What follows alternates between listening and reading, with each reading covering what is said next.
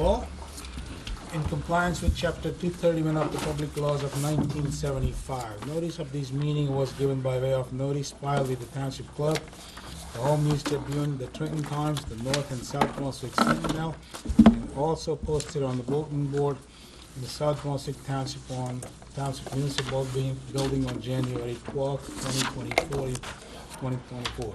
In compliance with New Jersey case laws, all board professionals have previously been sworn in, and their testimony is considered to be under oath. Roll call, please. Mr. Bafuco, Mr. Lepore, Here. Mr. Esposito, Mr. Chacoli, Mr. Conover, Here. Mr. Fatone, Mr. Vitale. Present. Mr. Jacobs, Mr. Farhat, Mr. Wyde, Mr. Rafai, and Chairman Patel. Here, that makes us 4. At least we can start it. I know Mr. Rafai is running 10 minutes late, so he should join us soon. In the meantime, we can start whatever we can accomplish. Brian, we have only 2 applications, so there is no adjournment, right? No adjournment, sir. With that, we're gonna go right to, there's no other motion, there's no citizens unagendized statements. We're going to item number 7, approval of minutes. The first one and the only one being the approval of minutes of January 18, 2024 reorganization meeting. Can I get a motion on? Motion. Motion made by Mr. Conover, seconded by, We were out. I was out. Yeah, I was out too, but I will You know what? second I it. don't think I was here either. Thank you. Or was I? There you were. Oh, okay, yeah. All right. With that, all in favor? Aye. The next one being adoption of resolutions. We have 2 of them. First one being file number 22-028, Ismail Basuki. Let me get that first.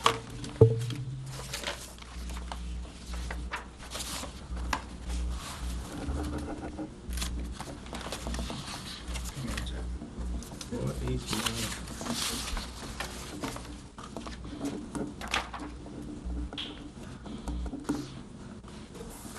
Oh, here we go, I got it. This was an application for the use and bulk variance and to operate a plumbing company from a residence and retain an existing sign on .95 acre lot in R2 zone known as 805 Ridge Road at block 53 lot 4. Let's see, I have to. This is for denial.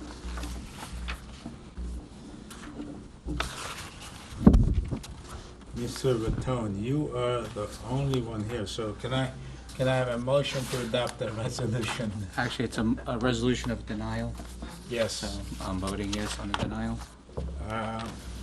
Do we have to be present to second it? Nobody else was present? No, Only Mr. I will You were. second it. I was here. Yeah, you did. Motion made by Mr. Raton, seconded by myself. If there is no questions or comment, roll call with eligibility on that. Mr. Fatone Yes. and Chairman Patel. Yes, with that, the resolution has been adopted. We're gonna shuffle around the agenda in a different order. Well, here comes Since, Mr. Rafai. Oh, here we go. Mr. Rafai has joined us. I think he's gonna do that. Good evening, Mr. Rafai. Good evening. So with that, we don't have to change it. The next item being item number, Are you doing the adoption of the executive session resolution? You can go to it after. after. You won't do it after. Okay. Let's finish this. So the next item being the new application for file number 23-037. The applicant is Bruder Properties LLC at block 82, lot 2.12, 4250 Route 1 North. This is an application for preliminary and a final site plan approval with a use and a bulk variances to permit a restaurant with an indoor golf rec facility in the front portion of front portion, which consists 14,000 square foot of an overall 40,000 square foot building on a 5-acre lot in OP zone. Council, who is, Steve, you're up first, because members came. I got that, yeah. Which way is the first one first?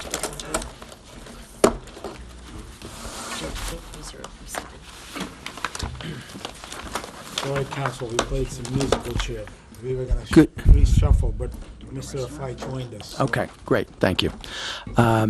Good evening, Mr. Chairman, board members. Stephen M. Hambro, Hambro, for the record, on behalf of the applicant, Bruder Properties LLC, Swing Loose. The property is located at 4250 Route 1 North, Block 82, Lot 2.12. This is an application with respect to a property that's been fully developed for approximately 40 years. What we're proposing is interior renovations to the first suite. It's about 14,000 square feet. The building itself, the totality of the building is about 40,000 square feet. This is on the northbound side of Route 1. In between, right as you're going past what used to be called the Dow Jones Building, in my It's recollection. still Dow Jones. Yeah, okay. And so on that site, there's approximately, I think it's 198 or 199 spaces, parking spaces.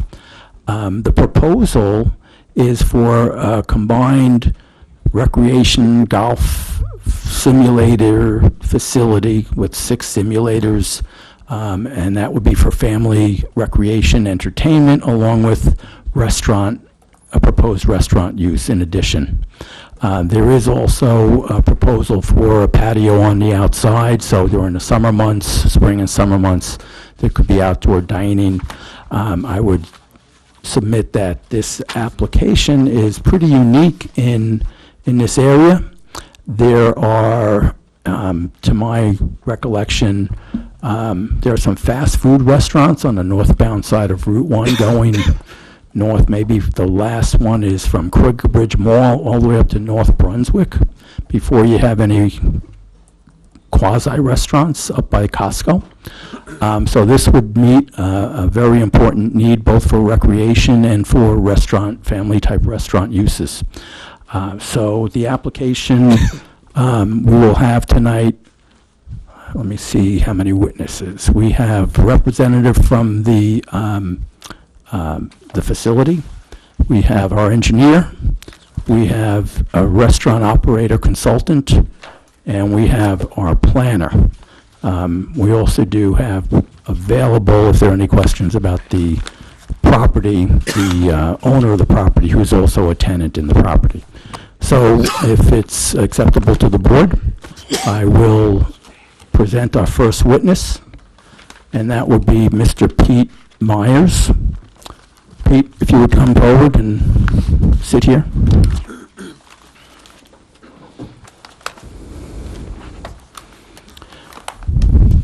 So just to round that out, we're seeking site plan approval, amended site plan approval, limited, with 2 variances, one for impervious coverage. Right now, the property is at a 60% impervious coverage. The zone has a 55% limit, but we're already at 60. We're going to remain at 60, even though we're putting in this front dining area patio by removing other impervious areas. And also, we did notice for parking issues, parking variance. However, when we hired the restaurant consultant who was going to testify, we made some changes to the interior of the floor plan for the operations, and the number of seats has been reduced, so consequently the parking required has also been reduced, and we will present that information. So Now, this is, you are in front of that electrical supplier store? well, they're in the rear of the building. They have a sign in the front, along the front of the building. one of the things we're going to have done is have that sign come down. But you're in the same building. Yes, basically. correct. So if the restaurant needs parking in the evening, the supply house is closed at the time. Correct. Correct. Okay. Okay. Mr. Myers, would you raise your right hand? Do you solemnly swear or affirm to tell the whole truth and nothing but the truth, so help you God? I do. And please state your full name for the record. Peter Myers, Myers. If you could provide your address for the record as well. Home address, 107 Fern Road, East Brunswick, New Jersey. Okay. So can you describe for us what your relationship is with this application? So I am co-owner of our first location called Swing Loose Indoor Golf, which is in Homedale, New Jersey. February 12th was our 4-year anniversary, so we're been operating for 4 years. It is no food, no beverage, which is why we now have a restaurant consultant helping us out here. So we are looking to expand to our second location, and we were introduced to Brian, the owner of the property, and I prepared something to hand out to the board if you'd like to, if I could hand these out, just to give a Sure. visual of what we offer, what our services are. So we'll be marking that as A1. A1. And these photos were previously provided during the course of the application process. Are they identical to what's included already? If they're not, it might be just easier to mark them. Yeah, that's If they're fine. not, it would be, yeah. Okay. Thank you.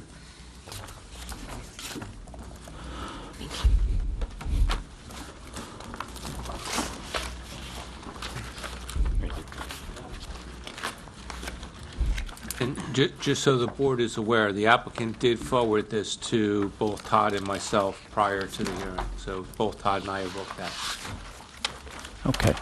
So if you could describe what the facility will be all about, who you cater to, who the target market is, and inform the board as to what you want to do. Absolutely.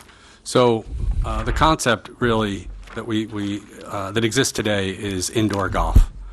You hit real golf balls with real clubs into a movie screen, and there's a radar detection system and a computer system that once you hit the ball, it makes their calculations, and then on the screen you see a visual like on a movie theater of what would have happened in real life. It's pretty neat. So you'll break the screen? You do not break the screen. Okay. It's fabric. Okay. So the idea here was to expand, but also in our location in Homedale, it's BYOB. So there's folks that can bring in their own food and beverage, and what we really focus on is growing the game of golf. So that starts with kids. So we have various programs to get kids involved with golf, as I'll show you in these pictures. We have golf leagues. It's entertainment for folks that want to be with their families, extended families. We have people who have parties there. We have corporate events. You can do a presentation on the big screen for work parties and then switch over to the gameplay. So it's a really nice communal situation. So the first picture simply shows how realistic it looks like when you're playing on these big screens, and the technology really makes it makes it feel like you're on a course. And like I said, you're hitting real golf balls with real clubs. The second picture shows a family of 3 generations just having a great time with family and friends. Here's a 40th birthday party picture where they rented out the entire facility in Homedale. We offer private lessons for folks starting golf, kids clinics, as I mentioned, trying to get the youngsters playing golf.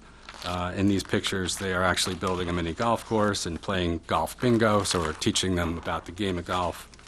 Junior leagues, competitive leagues for the kids to play in. And then we have adult leagues, where we have folks come generally after work, and they're playing their 9-hole leagues, and they can brag to their friends when they win. There are other sports beyond golf that we have to offer, such as baseball, bowling, zombie dodgeball for the kids, frisbee golf. So just wanted to give you an idea of what the activities are in the establishment. And then if we could add a food and beverage component, the idea is to create a new community center for the area. Is our idea. And as was previously mentioned, there are just not many restaurants in this stretch, along the stretch of Route 1. The floor plan, which we'll show in more detail, is included as well. We figure there's about 312 seats now after the restaurant consultant rearranged the seating. And then I also included the hours of operation, the head count per hour of the day. So you would start operating around lunchtime and serve lunch, but then your peak hours would be from, Generally after work. okay, You know, so from 6 to 5 8 or 9. so? Yeah, okay. So this is something like a Topgolf type of concept, except it's not outdoors. You have the indoor screens and simulators. Correct. So Topgolf has been remarkably popular place for folks to play golf, and what's been great about Topgolf is it has attracted non-golfers. So in terms of our core customer, the core golfer is our core customer. But thanks to Topgolf and the reinvigoration in golf after COVID, there's a lot of non-golfers playing golf. So an entertainment venue like this is proven to be quite popular now. Great. Okay. I have no further questions. If the board has questions of Mr. Myers. When you say 312 number, that's the maximum attendees? Is that what you mean? That is the maximum, correct. And that includes your own staff? No. No, that's the number of seats. The staff is on the very last page, which would range from 2 folks to The highest is 28. Correct. Okay. And the 312 includes the outdoor patio dining area, though. Which is only gonna happen in more or less better weather, summertime. Correct, in the summertime. Okay. Right. What are you planning your hours of operation to be? On the last page. On page, yes, on the last page, Monday through Thursday, 9 a.m. to 10. And these are subject to change, but this is what we've been doing in Homedale. Friday and Saturday, 9 to 12, and Sunday, 9 to 7. Anybody's got a question on it so far? Yeah, I had a question on the outdoor dining. That's going to be facing Route 1? Yes. Now, the idea is that we were going to have a berm and some trees, maybe a water element to drown out the sound of the cars going by. But yes, And the trucks spewing fumes? Yeah. I mean, because you're right at the light for, it's 1,000 feet down. It's the jug handle. Yeah, for Raymond Road. Traffic, yeah, backed up, and tractor trailers, and it's going into gear, you're gonna have a lot of we're going to pollution. have, yeah, I'm just, it's a good point. it's just the fact that there was another application that came for us years ago about putting something outside on Route 1, and they ended up scraping that because of the fact that you guys are further back, but still, you're gonna have that pollution, the noise. Unfortunately, there's no room in the back, I would think, because you have the other business. That would have been perfect, because you got a buffer of trees. Correct. And Well, you got the building. But you'd also have the detention basin, so. Oh, that's what's back there? Yeah. I figured. I Yeah. knew there was I was just trying to look on Google Maps, and I just, No, it's a detention basin there, and it actually, yeah, there's Slopes. not much room. it was very green on, Oh, yeah, well, yeah. now I know why. Okay, just forget that idea. Any other question? No, I didn't, that was my only concern I All right, had. Mr. Hammer. Okay. Ready to move the next one. Okay, thank you, sir. And Mr. Fatone, not to take the thunder out of the civil engineer, but one of the things that Todd and I met with the applicant about revitalizing the property and bringing it, and with the outdoor dining, we asked them to add a planter wall of some sort, Yeah. to add landscaping and also to help protect, should a vehicle come off of Route 1. Oh, yeah. Oh, Go, yeah. and go toward the dining, at least if there's a planter wall there, it would help from a safety perspective. Yeah, good idea. Okay. Our next witness will be our engineer, Cameron Carini.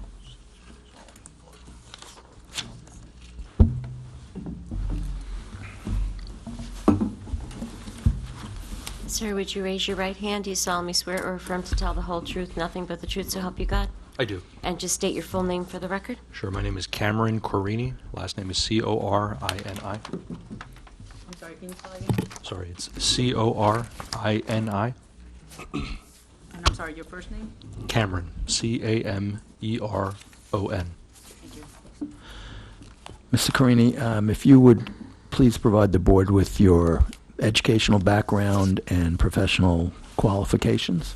I'm a licensed engineer in the state of New Jersey. My license is in good standing. I have a bachelor's degree in civil and environmental engineering from Rowan University, and I've been employed with Roberts Engineering Group since 2008.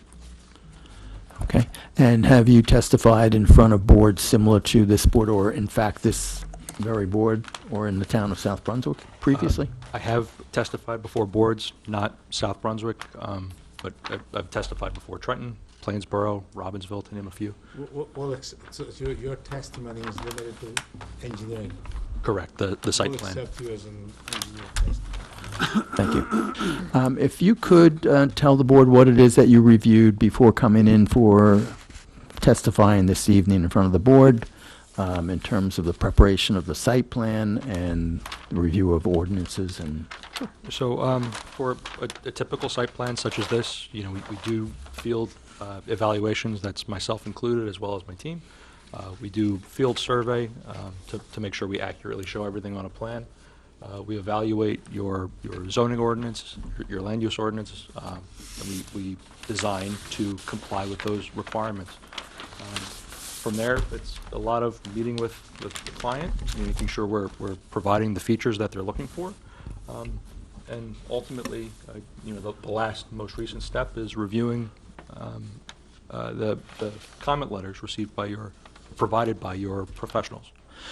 So in this instance, we have a site that has previously been developed for quite a while, and so you did exactly what in terms of revisions? You have certain revisions that you've proposed to the site plan based upon those discussions with the client and with the board's professionals as well? That's right. Okay. Can you take the board through the site plan and describe the site to them? I sure please? can, yes. Okay. So I'll start with the existing site. I know we discussed it to some degree about the location. This site is does include an existing one-story masonry building. It has a number of tenants that are there now. It's primarily made up of office and warehouse space. There is also one section that is a pool for swim lessons. The site includes a number of existing easements that we will not be changing at all. There's an existing electrical and telephone easement on the front side. That's the north side of the lot closest to Route 1. There's also an easement. That easement extends up the eastern lot line as well. And there is also a drainage easement at the rear of the lot encompassing that detention basin area that actually benefits the neighboring lot to the south. The site includes, and actually a correction to Mr. Hambro's testimony earlier, it has 194 existing parking spaces, as well as a number of stone islands, the islands you see in the parking lot. They have trees and like decorative chunky stone. There is a detention basin at the rear, as we discussed a little earlier. The building does have a dumpster at the rear of the lot, closest to the detention basin. And the building has all of the utility connections you would typically see of a building of this type. They're all underground. And it's also served by wastewater connection and water service through the township's system. Now, as far as environmental constraints go, there's not a whole lot to speak of that we are worried about with our proposed improvements. There is a flood hazard area at the rear of the lot near the detention basin, but we are not going anywhere near it. We're not encroaching upon it, not causing any impacts to that existing area. There's also an existing stream, or I believe a brook, behind the rear lot line. Again, no impacts proposed to that at all. And there is, we are under the jurisdiction of the Delaware and Raritan Canal Commission. This project site is within their Zone B, which is their pretty light on restrictions. It's the lesser of their zones. And the proposed improvements qualify as a minor development, so there should not be any issues with the DRCC. As far as the proposed site improvements go, primarily we're keeping the general layout of the existing site. You know, it's there, it works, it seems to serve the building pretty well as is. Our changes do include the parking islands. We'll be removing the stone that's in each of them, and we'll be replacing that with grass to supplement the landscaping that's already there. There are some existing sheds along the western property line. I believe there are 3. We'll be moving those to an alternative location so that they're not right on top of the existing lot line. There's an existing shed on the eastern lot line, right between the lot line and the building. That space has only about 14, 15 feet of separation between the building and the lot line. We'll be moving that shed to an alternative location as well. The existing dumpster, as I said, that's towards the rear of the lot, but we'll be removing that entirely and constructing a new dumpster enclosure on the northeast corner. I could show you on the plan momentarily if you'd like. But that enclosure will be a block wall enclosure. We'll have a swing fence in front of it that will be automatic closed, so there's no need to force it closed by whoever's using it. That dumpster enclosure will be large enough to house, I believe, 3 dumpsters. That'll be a trash, recycling, and I believe we'll have 1 additional for use solely by the swing loose facility. Let's see, there is an existing impervious turf area that was noted earlier. That's on the east side of the building. That will be removed. The patio area that was discussed on the northern face, that will be added, that intended use for the restaurant patrons.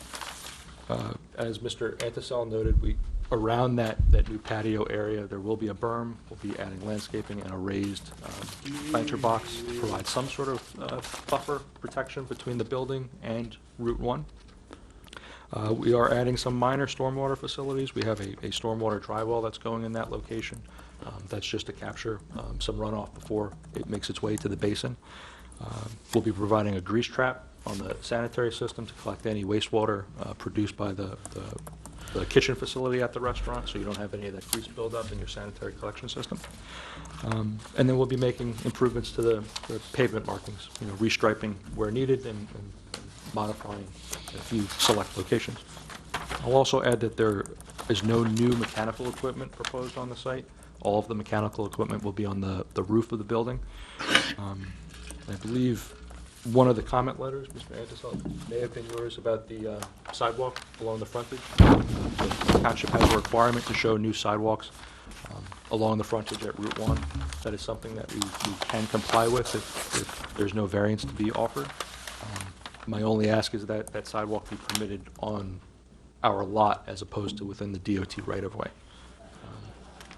Those are generally the proposed site improvements. Okay. So in terms of the impervious surface, it's currently a 60% impervious? Correct. The existing and proposed is at 60%. So that we are removing some areas of impervious surface so as to keep it at 60% because we are adding the patio area in the front. That's right. There will be a net zero change in impervious coverage due to the removal of the impervious area on the east side of the building. Okay.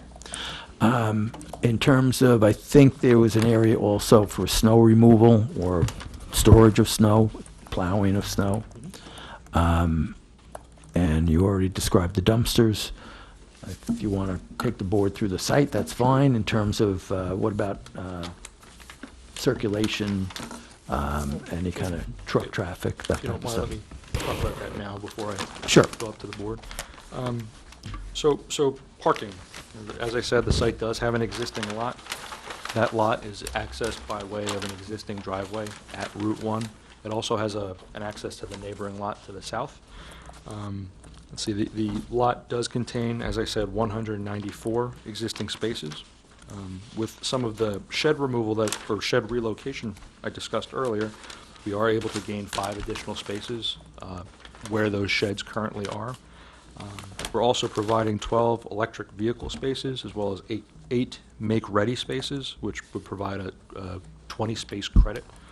So that totals 198 existing spaces, or I'm sorry, proposed spaces with the 20-space credit for a grand total of 218.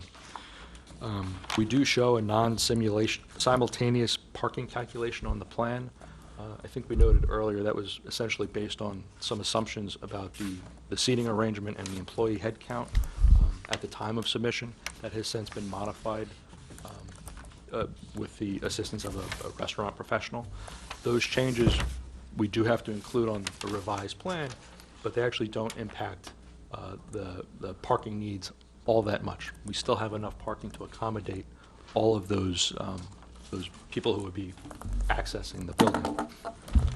So in accordance with the new calculations, the number of parking spaces that would be required on site would be how many? The 218. 218, so Yes. we're in compliance, okay. Okay. Additionally, we did evaluate circulation and truck turning movements. I know that was a comment that was repeated through a few of the professional comments, the board professional comments. The site can be accessed by all of the appropriate emergency service vehicles, as well as standard trash and recycling vehicles with no issue. We can accommodate a number of different delivery trucks to serve the building.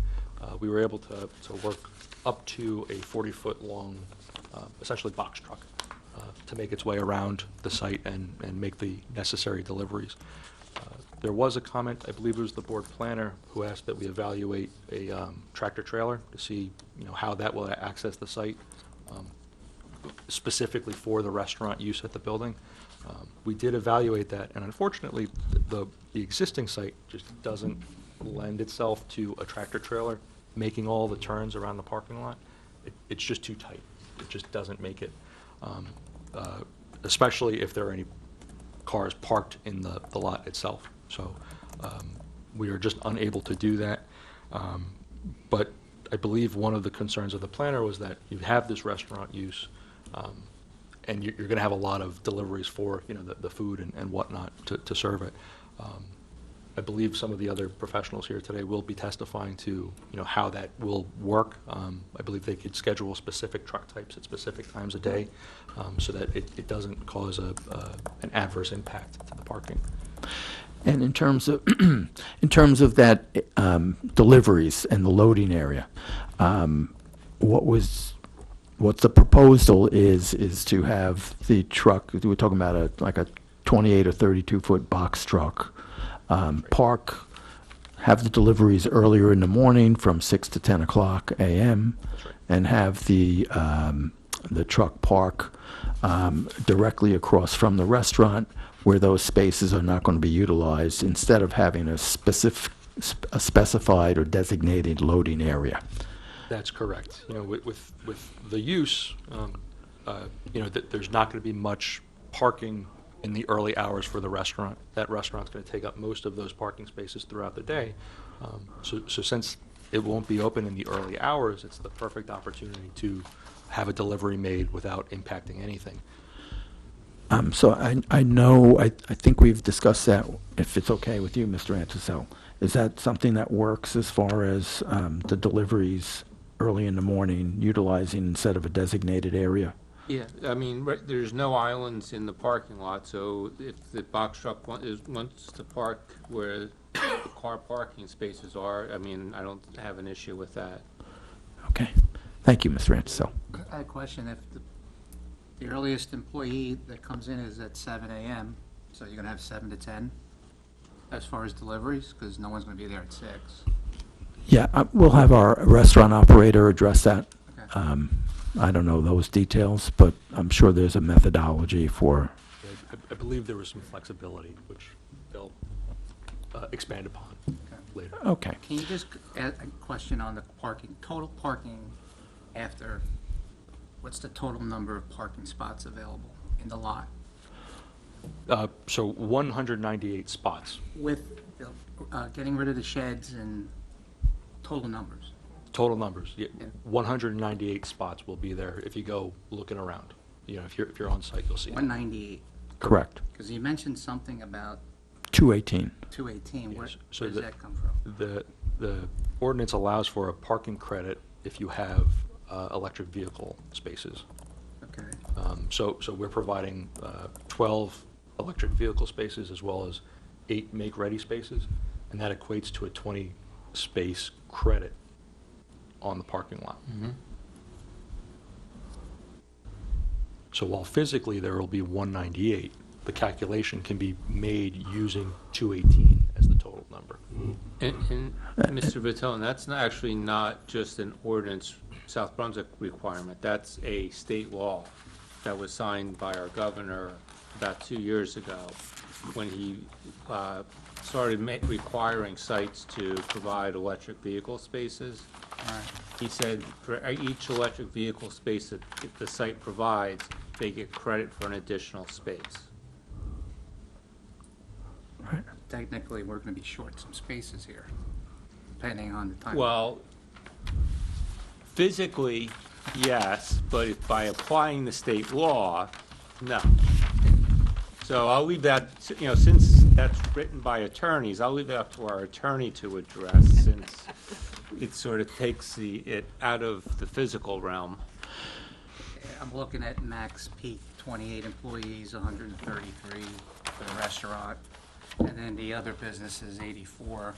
I know they're not going to be working at night, the other two businesses, but just that calculation alone I can't fit 216 into 198. Mr. Vitone, we are all at the mercy of the attorneys. We're getting a bad Just want to make sure my reputation. math was right. I'm good. You are And the absolutely right. attorneys writing the laws. I'm good.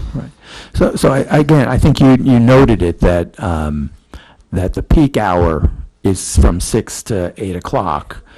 I'm not concerned about the other businesses. Okay, yeah, and the other uses, I mean, we can have the owner, Mr. Bruder, talk to you about what's on site right now and the uses that are there and what And their hours. parking requirements and how many cars actually are there and the types of uses and how frequently people come there. Okay. And I think if they got all 198 parking spaces filled up, I think everyone would be very, very happy. Yeah, no. That's true. Mr. That's true. Hanson, can you, or Mr. Carini, what area you are removing from the existing impervious to compensate for the new? Could you- May I show you on the plan? You can just, we have a plan, so you can just tell us, unless you want to go to the board. If you're looking at the plan, to the left of the building, you see there's a lot line that's not too far away, about 20 feet away. All right? So in between that lot line and the building, there's an existing artificial turf area. It's a remnant of a prior use. The building was used for, I think it was like a gym or recreational facility of some So sort. those are one of those green turf, That's right. like a carpets, more or less? Yeah, that's right. And those are considered impervious surface. They've got concrete underneath them with, like, Oh, okay, so you're taking those out that's to right. compensate for the new patio for outdoor dining? Correct. Okay, well, we'll just, Yeah, I think there are also some other areas, maybe in the rear, that will be in, there was some, That's right. So like, there are other minor areas. The bulk of it is coming from that Okay. turf area. There's things like the dumpster enclosure and stuff like that. that's fine. Anybody else got a question? okay. So, do we want to go through, let's just go through Mr. Entzel's report. Are there any items that we're not going to be compliant with in terms of Mr. Anticel's report dated February 27th, 2024? No, I think generally we're able to accommodate everything that has been requested, Mr. Anticel's report. If I may, I think the only thing we really haven't discussed was like landscaping and lighting. Okay. Lighting, I believe Mr. Anticel noted before the planner, I apologize, I forget which one, that we should verify the existing site lighting was acceptable, and that there was an area near the main driveway that appeared to be pretty dark at night. So we're actually doing two things. Existing site lighting, all the poles that you see, they're actually in perfect locations, but they aren't producing enough light. So we're going to be keeping those existing light poles, replacing the fixtures with new LED fixtures. That'll bring the lighting levels up to meet the township's lighting requirement. We're also able to provide new lighting at that new driveway. It could be, we haven't set the design, but it could be any number of things, such as a new pole, some additional building lighting on the building face itself, or even decorative bollards, with lights on top of them. Any one of those things will address that comment and ensure that the site has the proper lighting. I also wanted to just touch on the landscaping, if I may. Generally speaking, we don't want to remove any of the trees on site. There are a few, we'll call them saplings, in that detention area, and the detention pond's also a little overgrown. We'll be removing any growth in there and mowing the lawn, bringing it up to compliance with the current maintenance requirements that are needed to maintain a detention basin. That should address that issue that was noted in Mr. Anticel's letter. As far as the other landscaping, the front of the lot does have a pretty good, I'll call it a mix of mature trees between the parking lot and Route 1 in that lawn area. We are showing some minor landscape improvement, just adding more, but we could certainly add more if the board or any of the professionals would like to see a denser, vegetation wall. And I believe it was noted by Mr. Anticel earlier this evening that we are also providing some landscaping between the building and Route 1 that would meet the requirement, provide some sort of screening between Route 1 and the people utilizing that patio area, as well as a raised planter and a berm.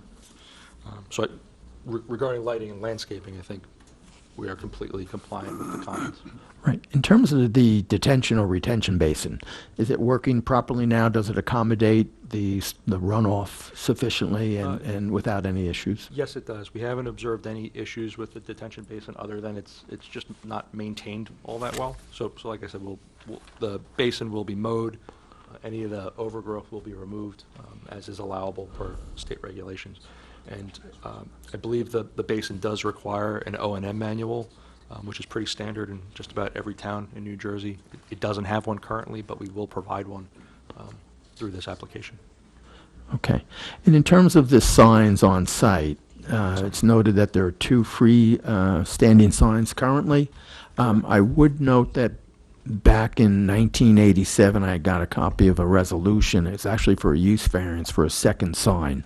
But what we're doing is going to combine the 2 signs and make it one sign. That was some of the comments that came from Mr. Anticel and Mr. Bletcher. So we are consolidating the signs into one sign. We've provided a photo rendering of a sign. I mean, that's for a different site. But it's utilizing the same type. That's from the one that you have in front of you is from the Dunkin' Donuts on the southbound side, where there's also the Cappadocia restaurant there. I would add that the sign will be placed in accordance with the regulations, so we will be 10 feet away from the right-of-way line, which is compliant with the code. Right, but I do think the actual square footage is above the 72 that's permitted. So there is a variance for that, even though we are combining the 2 signs together and obviating or removing one of those signs. Just paging through the reports, we're bringing everything up to more modern standards as far as safety issues, stop bars, handicap or ADA compliance, traffic control, devices throughout the site? That's correct. We'll be making improvements. Everything will be compliant with current NJDOT and ADA requirements. Okay. Oh, and MUTCD as well. There was a comment regarding pedestrian accessibility. This is number 17 on page 3 of Mr. Antosel's report. To adjoining properties should be reviewed with the board. There is a small little sidewalk between this property and the property to the south. We're not removing it, but we also are, per Mr. Antosel's comments and in the ordinance, going to put sidewalk along the front for pedestrian safety with respect to Route 1. Is it all the way along the front? I'm looking at the plan, it just stops in the middle of the spot. Yeah, there's nothing on the plan right now. It's not shown right now. We've requested that they provide it. Specifically, this section of Route 1, the shoulder becomes a traveled lane during peak hours right now, which the state has talked about making it full-time. So you really need to have pedestrian access. And the township is also in the process right now of paving the old railroad right-of-way, which is directly behind the site and comes out to Route 1 about 2 lots away. So there is the potential for pedestrians to walk to this site. So Well, that's why, I'm looking at Plan 305. There is a berm out in front of outdoor seating area, and there's a sort of a J-shaped dark Right, area. Is that yeah. a sidewalk? no, that's not sidewalk. The sidewalk is not on the plan. We're asking them to add the sidewalk to the plan. What Yeah, is, what what is you're- that dark shaded thing? That is the landscaped wall. Okay, That, to add safety so that if a car were to jump the curb, okay, it looks like a sidewalk to me. no, all. Okay. that's a wall, Okay, rather than putting guide rail in, which would not look very attractive. so the sidewalk will come in front of them? Yes, more the or sidewalk less. would be in front of that. Okay. Go ahead, I'm sorry. Was there- I was just going to agree with all of that. Okay. So in terms of, I think it's under the comment for lighting, right now it talks about an automatic irrigation system. There's nothing there that's automatic at this point in time. There's Well, not. for the landscaping, I mean, you're gonna be putting a lot of landscaping in. We just want to make sure you're gonna put irrigation in with the landscaping so that the landscaping survives. Right. So you're talking about an automated sprinkler system, Yes. basically, Yes. in the front area where we're. Yes. Yeah. Is that something we can accommodate that? No. I believe so, yeah. I don't see any issues providing one in that limited area up front where we're providing the new landscaping. Yes. Right. Okay. Are there any other items? You spoke about the lighting plan. We can provide a trash and recycling report. We will have some testimony from our restaurant consultant regarding some of that stuff. So I think the only thing left is, we've asked them to add a new trash enclosure in the front of the lot so it's close to the restaurant. The rear trash enclosure also needs to be rebuilt. And the dumpster that is located right now outside the front door of the electrical place needs to be put back into the into the trash enclosure area. So- we're going to remove. Yeah, we intended to remove the existing dumpster enclosure, or the existing dumpster entirely, and have the entire site served by that new dumpster enclosure at the front of the lot. Okay, well, the electrical supply guy didn't want to walk to the one that was closer to his building and move the dumpster next to his door. Now you're going to expect him to walk 3 times the distance. I can't argue with that.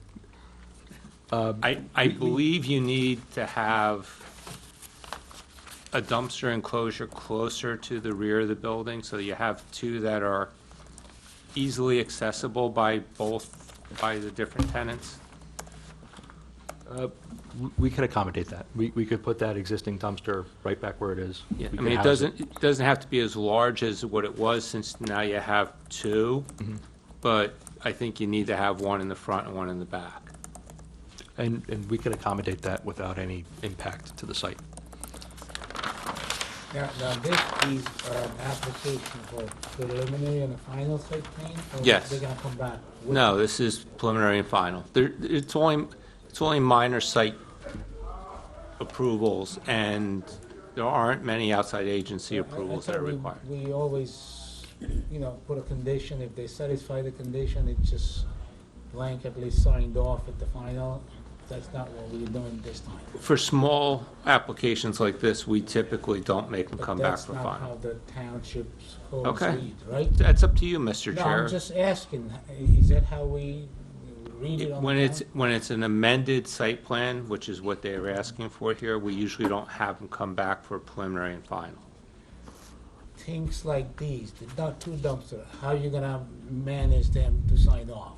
Do you want them? Until they comply with everything in my report, I don't sign the plans, and I don't sign the building permit application. Okay, I just wanna make sure that there are a lot of small stuff. that There's, Agree there's- that there they are will ch- be able to yes. do it, and what if something falls through the cracks? That's all. there are two sign-offs that they need from me, and they don't get either one until everything's taken care of. Okay. Anybody else got any other Yeah, questions? the existing sidewalk on the building on the south, are you gonna tie into that or no?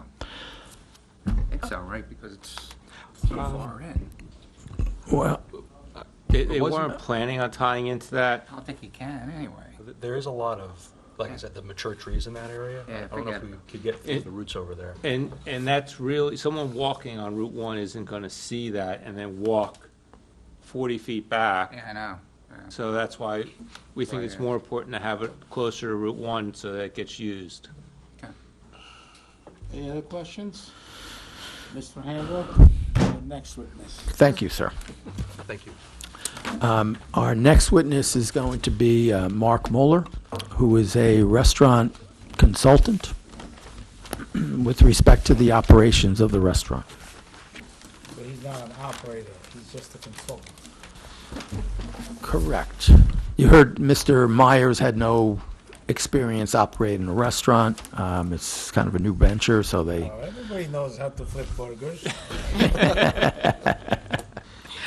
Not that easy. Mr. Muller, would you raise your right hand? Do you solemnly swear or affirm to tell the whole truth, nothing but the truth, so help you God? I do. Please state your full name for the record. Mark Moeller, Mark with a K, Moeller. And can you provide the board with where your address is and also then go into your experience with restaurants? Yes. So I live at 8 Victoria Lane in Westport, Connecticut. I have been in the restaurant business for 42 years. I'm in my 25th year of consulting. I have been an operator. I've owned 5 restaurants as well. And I'm a nuts and bolts operator. So I look at everything from a function and flow perspective to make sure that the restaurant is going to operate at peak and optimum efficiencies. So in this instance, you had received a copy of what was a floor plan that had been submitted to the board, and you've made certain revisions to it based on your experience and discussions with the owners of the facility, correct? I did. They were missing a couple key pieces. One was a coat room. Another was the server stations where the servers are going to congregate in order to have coffee service and point-of-sale systems, things of that nature, in order to be able to function throughout the course of the night. We also removed 16 seats out of what I'm going to call a hallway between the restaurant and the golf area. It's seats that are just really never going to be used, and it doesn't make sense to be there. It's more a visual spot for the guests that are walking in the door. There are some other tables that we removed due to location, and it would interrupt the flow as well with servers, bussers, runners bringing food out. Okay.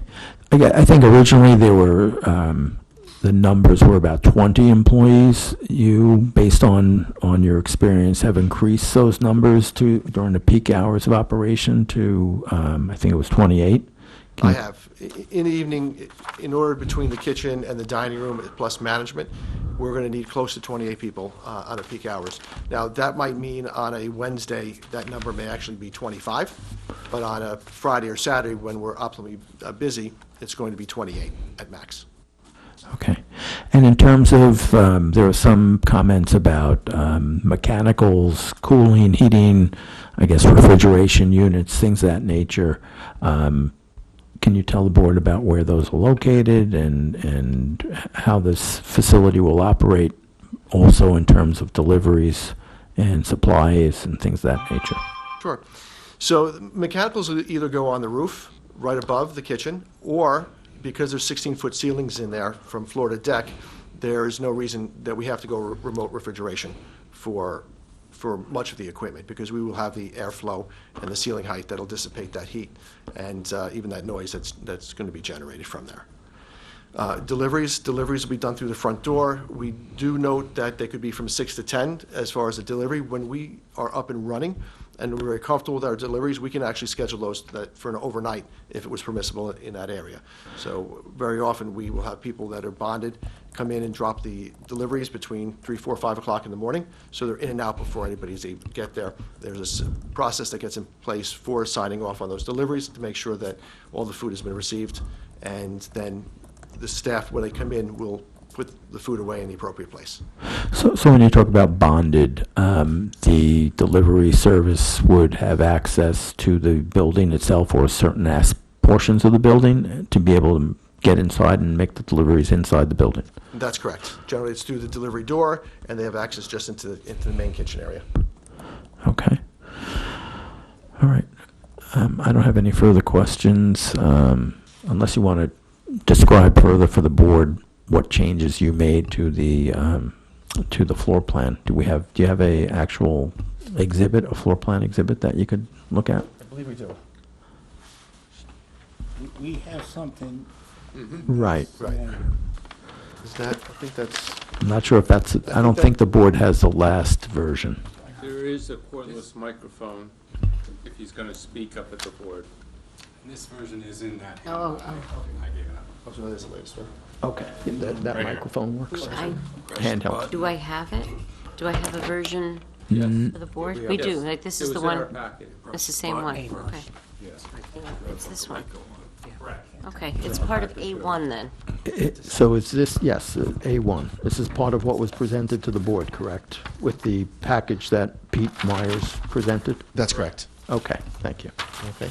So we took out seatings here in this where marked wine portal. I'm a big believer in displaying wine if the wine is going to be served, so this is a perfect corridor to do that. We had a small service station down here to the left of the wine portal. That'll serve this front area of the dining room. The bar will be self-serving itself. Over here is another service station that will handle this side of the dining room as well as this back room here. And then we've removed a couple tables here. And this coat room that was missing before was 8 seats that we were able to take out from that location. So that it'll be right behind the hostess station. So just to orient the board, the bottom of the plan, the floor plan you're showing is where the parking lot is, correct? That's correct, down here.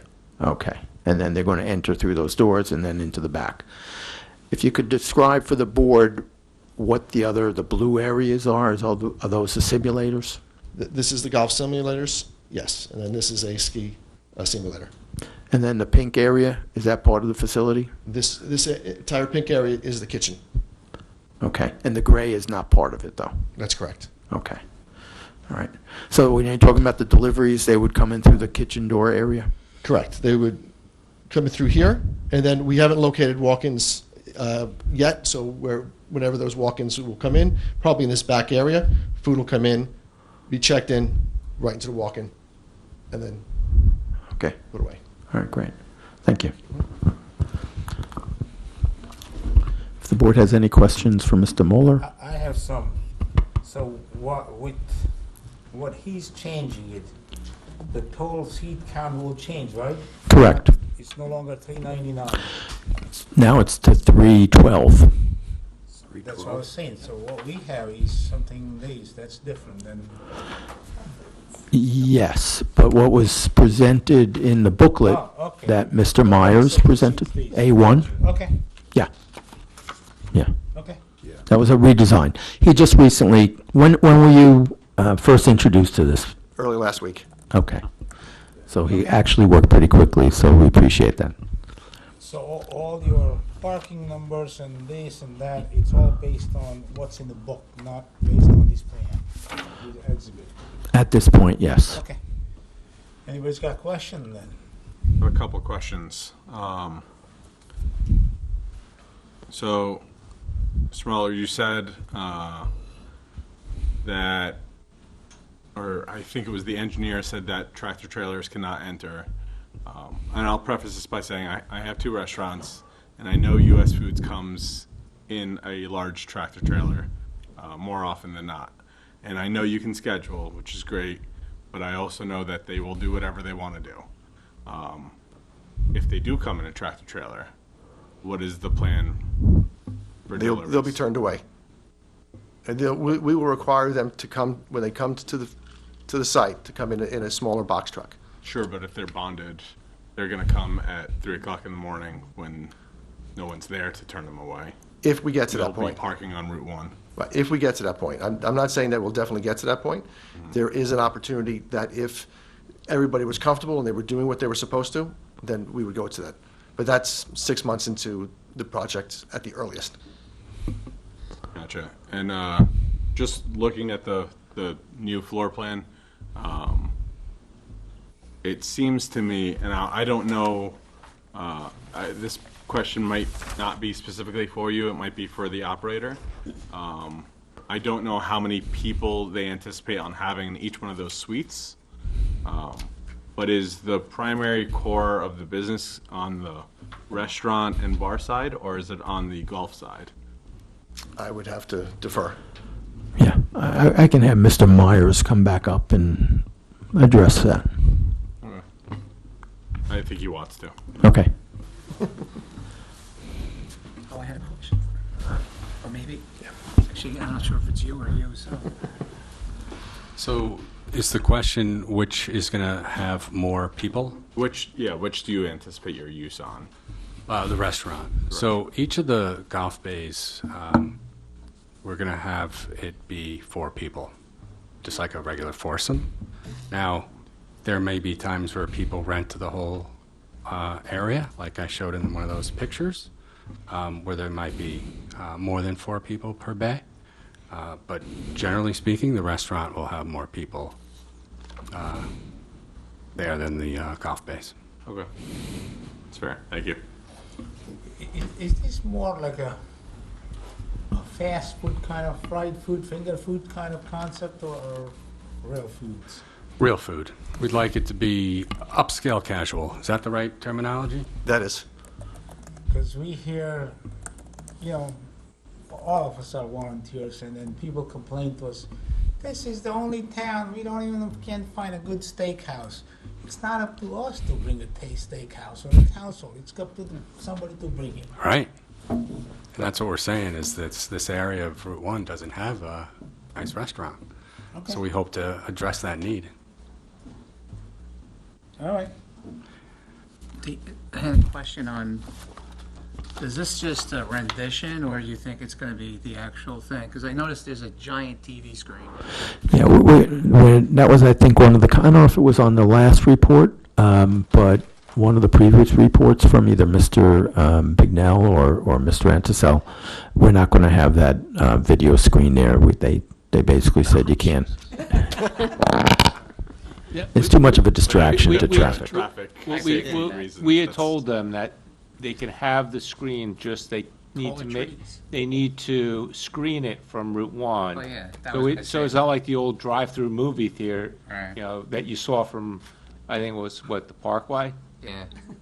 Yeah. That ends up Just being, taller trees. some They of the, really want it. some of the drivers have enough issues in town. We don't need to add distractions. I hear you. If That's they- why it's if taller they- trees. If there's no big screen, don't count on Manny to be there. He won't go. I'll be inside. Okay. Okay. Is that it? Were there any other Mr. questions Lefebvre, relative did to? he answer your question? He did. I would like to at some point get back to the question of what to do if they have tractor trailers that show up. At least to have some sort of contingency plan beyond, we'll turn them away, because again, I know that at that time, you won't be able to turn them away. And I know that they'll park on the side on Route 1. Well, Mr. Rafai, I don't want to speak for their engineer, but if the tractor trailer is coming during the night or during the early morning hours, They can do donuts all the around site parking. can accommodate a tractor trailer Okay. because there's no cars on the site to, so the tractor trailer has plenty of room to maneuver on the site. I mean, listen, if that's the case, that satisfies the Yeah. concern. Right. I'm just going based off of what the engineer said, that it's not possible for tractor trailers to enter. No. That might be the case, though, noting that on their site plan, they're turning the stone entrance into a concrete curb. So I don't know if width-wise, it will accommodate for the tractor Well- trailer to enter. We wanted them to make it a concrete island so that in the event a tractor trailer were to come on and go on the island, it would be able to jump onto the concrete and come onto the site. Right now with it being stone, the tractor trailer would probably get stuck on that island. So that's one of the reasons why the DOT typically requires the concrete on those islands. So we're asking them to put the concrete back in there.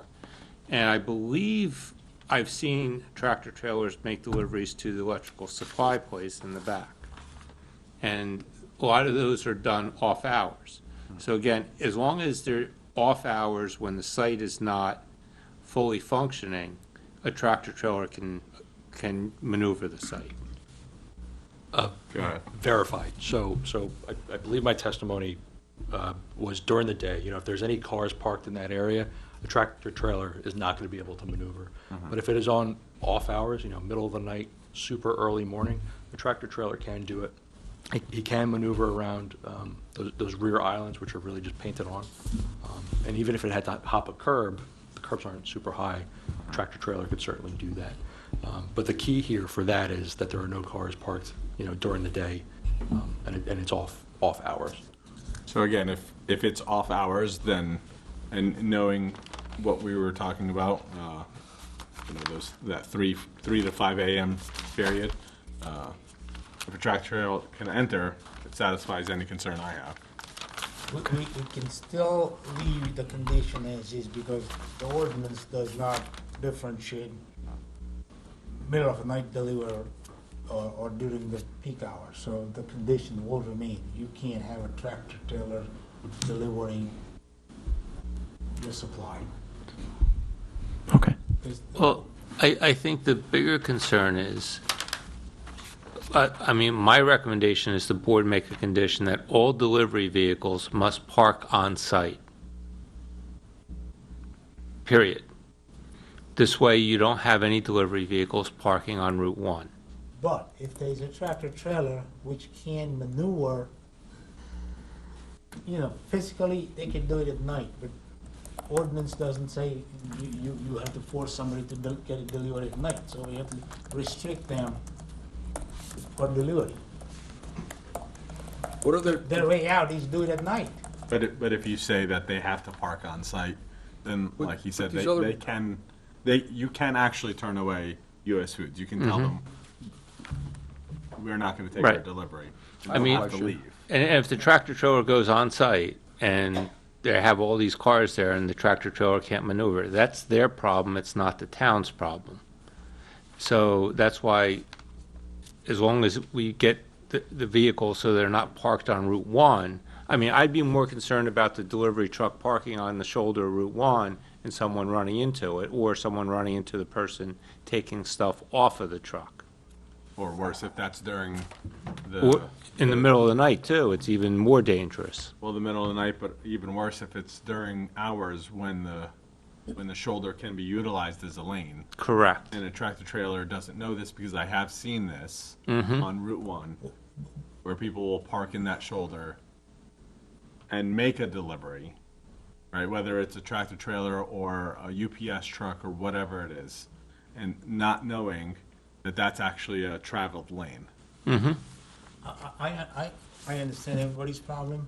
I'm just looking at the ordinance. You don't want somebody to park on the Route 1 on the shoulder and deliver. However, the ordinance when it says, you put your, what do you call, Mr. Traffic Engineer, your truck movement template? Truck turning. Right. Truck turning template. It doesn't say you prove that the trucks can turn. You can't prove that with everybody parked there. So we have to have that condition. So, well, then. Everybody has to be on site, Then, no tractor right. trailers Well, allowed. or no tractor trailer delivery only between the hours of 1 a.m. and 6 a.m. But what are there existing conditions there now? There's an electrical supply. I'm sure tractor trailers go in there now. Correct. They're delivering at night. So that's why, I think if we make it so that tractor trailers can only deliver to the site between 1 a.m. and 6 a.m., the site is empty, it can accommodate it. Okay. And as long as the applicant's willing to agree to that. We can make that work, right? Yeah, absolutely. Okay. Okay, we debated that.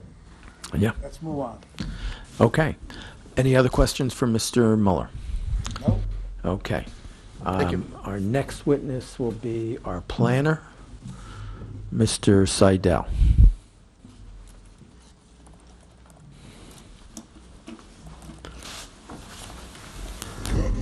Mr. Seidel, would you raise your right hand? Do you solemnly swear or affirm to tell the whole truth, nothing but the truth, so help you God? I do. And please give us your full name. Sure. For the record, name is Brian, B-R-I-A-N. Last name is Seidel, S-E-I-D-E-L. And your business address? 2103 East High Street, Pottstown, Pennsylvania.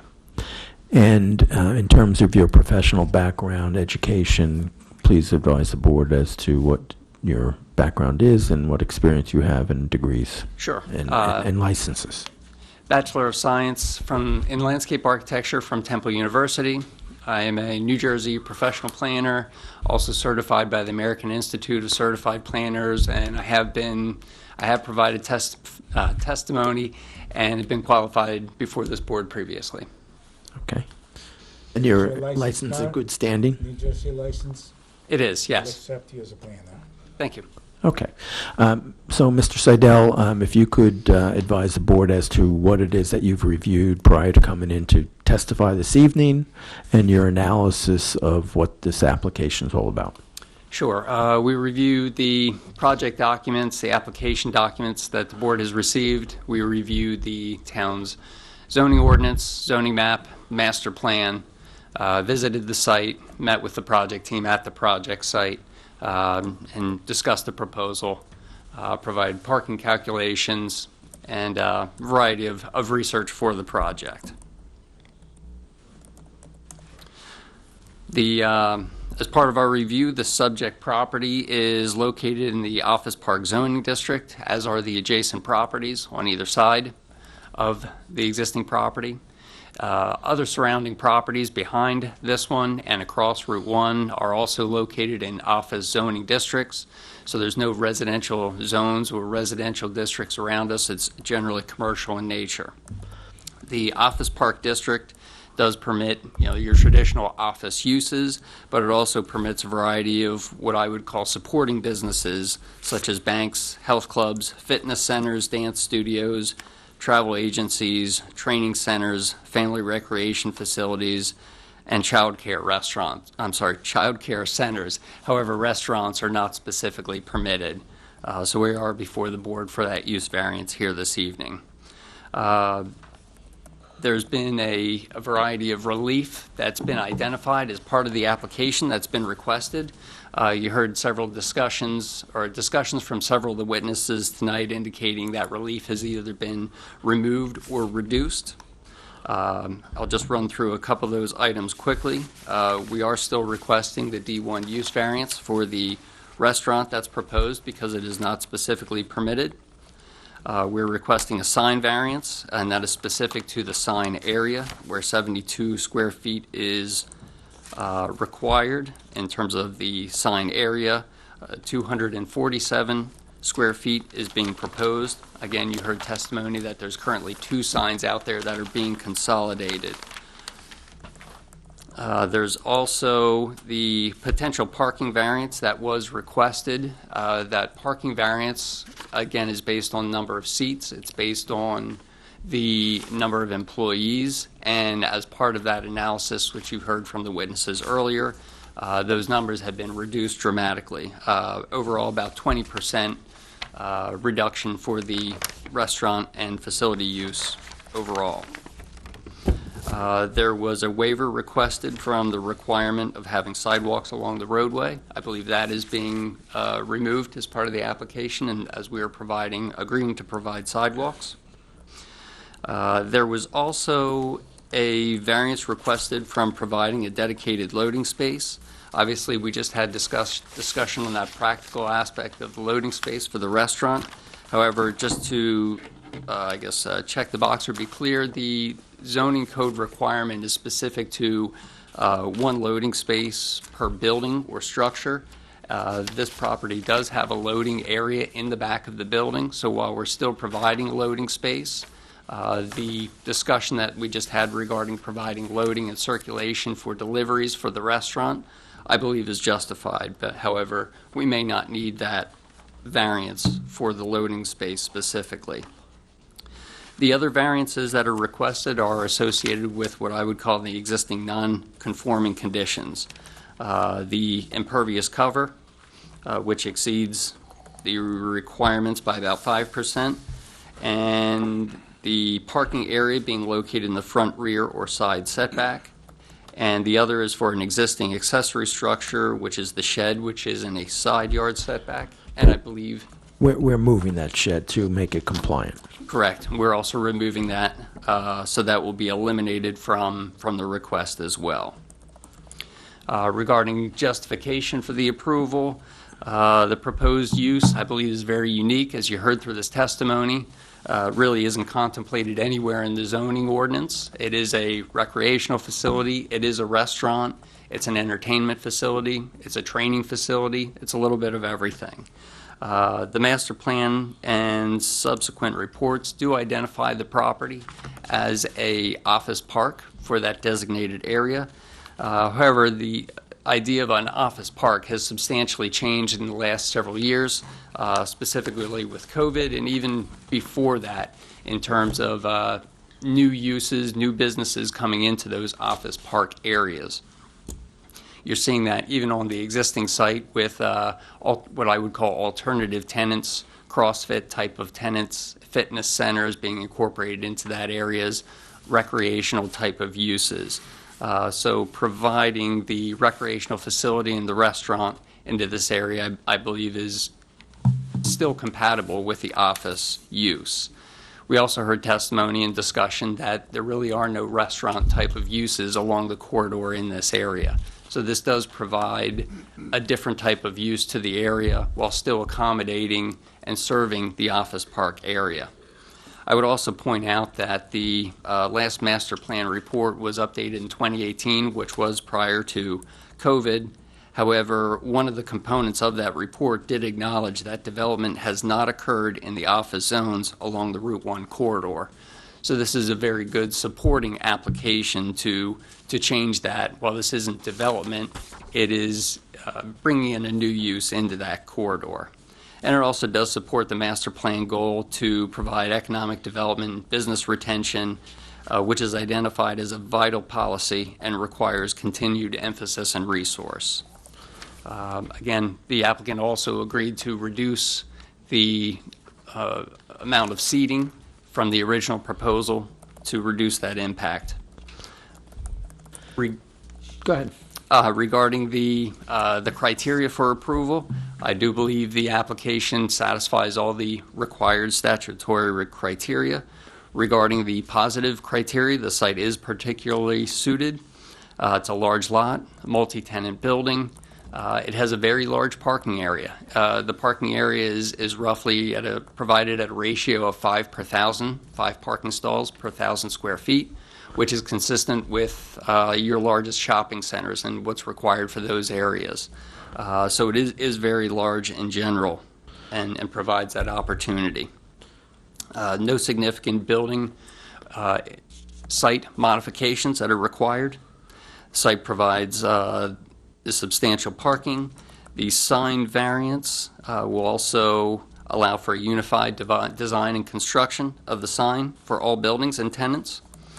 The variance will also support the purposes of zoning and enhance the general welfare by providing modernization of an old building, activating an existing underutilized and vacant site, providing a new amenity for businesses and residents in the area, and address the master plan observation of no development along the corridor.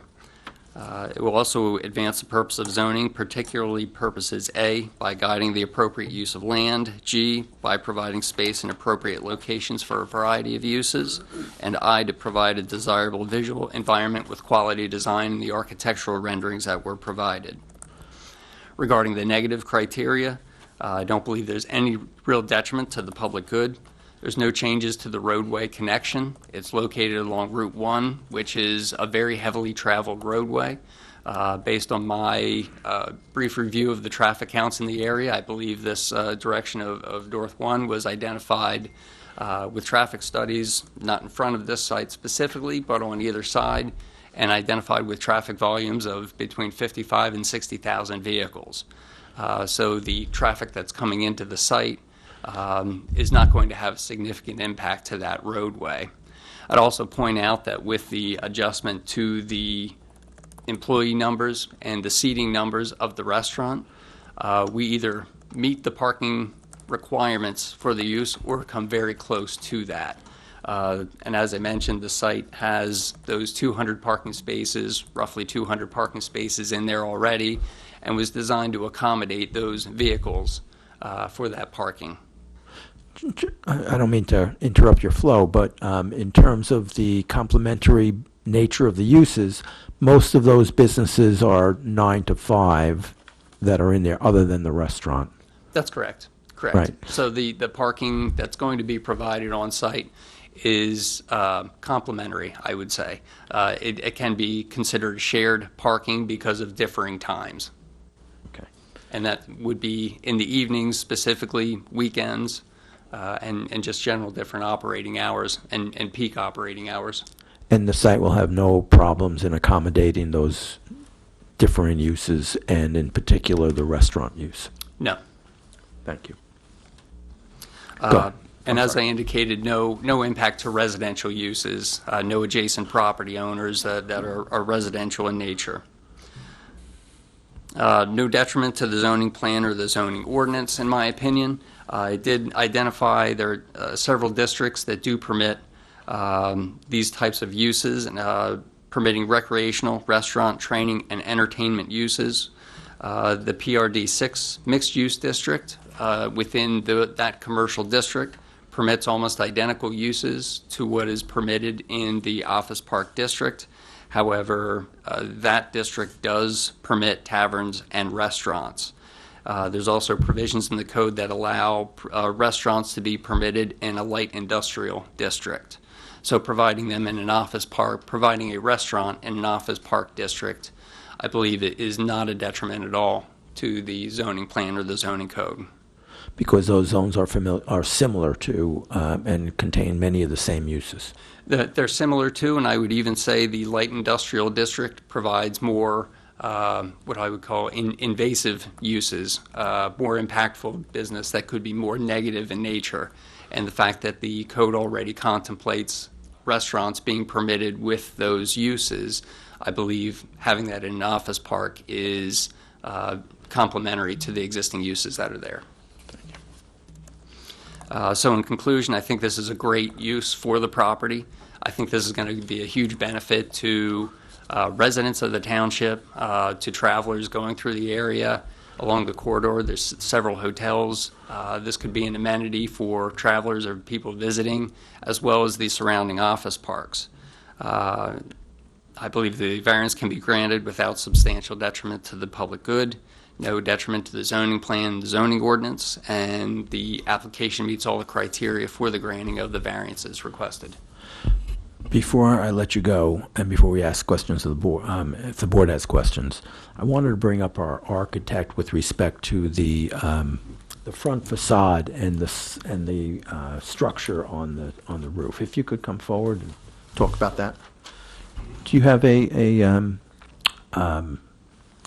photo rendering or an exhibit that we can show the board? And we're talking also about, I think there were a couple of questions in, I believe it was Mr. Bletcher's report regarding what the height was of that. Can we have him swear in first?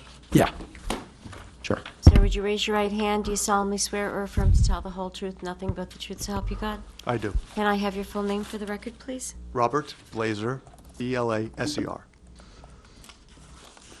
Okay, and go ahead and provide your Credentials. credentials, please. Can we get his credential on the record? before Yes. they- Yes.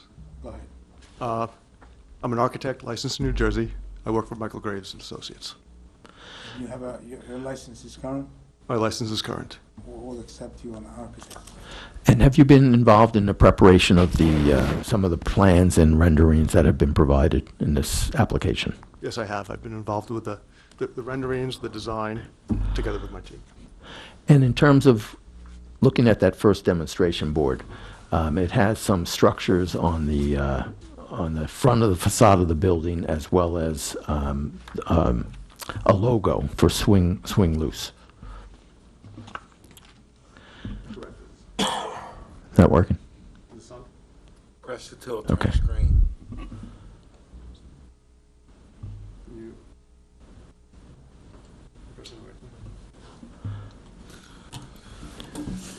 Want to just hold the presentation board and sit down? Yeah. So, This is an artist rendering. We will design it in more detail as we go further. What we are referring to here is currently there is a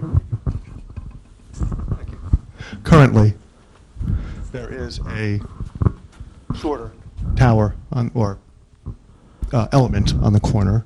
We are looking to raise that to make it more prominent, a more desirable looking entry appropriate to a venue of this type. Giving it a little bit of verticality adjacent to the horizontality, I think makes a nice composition. It is an element that does demarcate the entrance. We have and it also has illumination on a number of the materials that we are proposing on the soffit that help activate and animate what would be an outdoor area and patio, as have been described by the other witnesses. In terms of materiality, we would look to make this with a painted metal frame, aluminum or steel. We will still be looking at the details more specifically with my team and with the client. And within that frame, we are looking at elements like some turf that are very apropos to golf, and some wood elements or wood-like looking elements, and then some infill areas such as different materials to give it sort of a composition that has dimension and variability, and something that would be different than you might normally see to give it just a nice character and warmth to a building that otherwise looks very much like the light industrial facility that it is. so in terms of the height, the compliance with the town's ordinance is really where I was going with this. The height of the building of this tower is 33 feet, which falls within the 35-foot limit. Okay. All right. The height at the soffit, I believe, is 18 feet, which is no higher than what currently exists. It would just be trim work. Okay. Thank you. All right. I just wanted, I had forgotten about my architect, so I apologize for that. So we are, that's the complete presentation at this point. I don't have any more witnesses to testify, unless you have questions for the architect. Well, let's start. Anybody's got questions for the architect or the planner? On the right, on the left? No. But you said the owner's going to be coming up? If you'd like to hear from the owner about what the... Actually, I have one question. Sure. I'll have him come up. Mr. Bruder? Sir, would you raise your right hand? Do you solemnly swear or affirm to tell the whole truth, nothing but the truth, so help you God? I do. And please state your full name for the record. Brian Bruder. Sorry, Brian Bruder. The detention basin, do you maintain that currently? We've not maintained it. I own the building approximately 3 years. We have not done anything. We've not noticed any malfunction of the detention basin. Rain flows right into it. It never even fills, actually. The water seems to go right where it's supposed to. Because I heard testimony tonight that it needs to be cleaned out, so I'm wondering. Right, well, I mean, again, Mr. Bruder's a newer owner of the site. This site was approved back before we required maintenance agreements. So that's why, we requested that the applicant provide, enter into a maintenance agreement with the town, and also that the applicant get a maintenance manual from his engineer. So this way he knows how to maintain it. So, I mean, Wouldn't the owner be responsible for that, though? Yeah, the owner of the site is responsible for it, which is Mr. Bruder. All right. I just wanted to make sure that it's the owner's responsibility to maintain it going forward, even Yes. if this restaurant doesn't come to fruition, or if it does, and then it goes away 5 years down the road, 10 years down the road. Right, well, that's why we have the maintenance agreement, that's why we have the maintenance agreement that's signed both by the applicant and the owner of the property and the township, and that's recorded with the county clerk's office, so it runs with the title of the property. Okay, that's all I had. Thank you. Thank you. You said the site was built before the town required the maintenance agreement. Correct, We are having him do now as part of these approvals. yes. Okay. Yep, so since there was no maintenance agreement on this property, that's why we're having it done. And if the board remembers, this application was scheduled a while ago and got carried, and that's because there were a number of concerns that Todd and I met with the applicant, that the applicant has now addressed. Okay. Thank you. Yeah, that's it. As far as our presentation, I note that there are 1, 2, 3, 4, 5 Well, board members. Before we even have you go any further, I would like to open to the public on questioning every witness you have. Sure. So that way we can put them to rest, so they don't have to come back and forth. If anybody's got any other questions, if none, can I get a motion to open to the public? Or before that, Mr. Insel, do you have anything to share? No. Do you have any concern that Mr. Bletcher? No, they went through and addressed Mr. Bletcher's report also, and I had talked to Mr. Bletcher before tonight, so I'm comfortable. And Council, you have conditions that we have been. I have many conditions. Okay, good. I have the conditions. If there is nobody else has a question, can I get a motion to open to the public? I think Mr. Raton did, right? No, but I was about to say, so moved, Mr. Chairman. Made by Mr. Raton, can I get, seconded by Mr. Lepore, all in favor? Aye. Anybody within 200 feet of this application? Anybody beyond 200 feet? You have this is your chance to comment and question anything you heard today and anything you wanted to say about this application. Seeing none, I'm closing the public portion. Go ahead, Council, now, this is your time. You said we have 5 members, so. Yes, I did want to just confer very quickly with my clients with respect to whether they want to proceed in terms of taking a vote. Okay, if I could just have 1 minute. Do you want us to break for 5 minutes? It's not necessary. We're ready to proceed. Yes, they're willing to proceed with the 5 board members who are present. Because it's use-worthy and you're going to need all 5. You That's understand correct. that? We understand. Okay. Yeah. I don't really need to say a lot more about the application. I think the planner summed it up very nicely. Just really very briefly, I think it's a great use for this site. It'll invigorate this area, and if everything works the way we're hoping everything will work, it'll be a great addition to the town. I think you heard about the paucity of restaurants or area other than fast food and along the whole corridor there going northbound from the Princeton area all the way up to North Brunswick. So I think this would be potentially a great addition if it's approved. So I appreciate the board's time, and hopefully we'll have a successful outcome here this evening. Thank you. All right. So with that, can I get, what's the board's pleasure? Do you want to deliberate first? You want to make a motion and then start deliberating before vote? Let's get the motion first. I have some for you. Tell me? Yeah. Go ahead.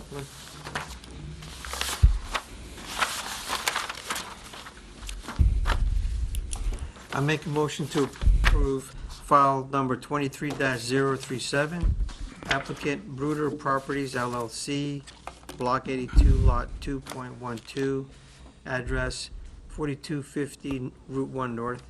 This application is for preliminary and final site plan approval with use and bulk variances to permit a restaurant with an indoor golf recreation facilities in the front portion, 14,000 square feet, of an existing 40,000 square foot building on a 5-acre lot in the OP zone.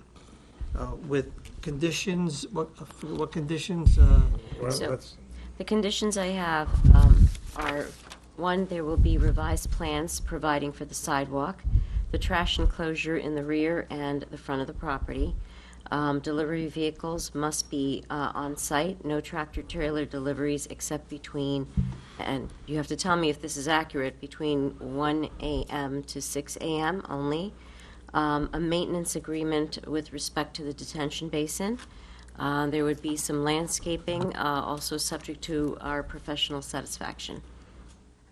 Hoping I didn't miss anything. With those conditions, That's your motion? Okay, can I get a second? Okay, I'll second that. Seconded by Mr. Ratone. Let's just go right to the vote. Ms. Moy? Mr. Fatone?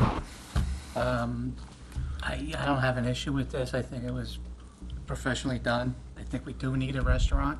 We have nothing from Princeton to North Brunswick. I don't count fast food, Wendy's and whatever else we have on that side. I think that's the only thing we have. But I like the idea, I like the concept, and I'm going to vote yes. Thank you. Mr. Lepore? yeah, I think the application was presented very thoroughly, and the planner summed it up nicely, and I think the benefits outweigh the detriments, and I also vote yes. Mr. Conover? I think it's a very good application, and it'll be a great addition to the town. I vote yes. Mr. Rafai? I'm happy with the application. I think Mr. Hambro said it at the beginning.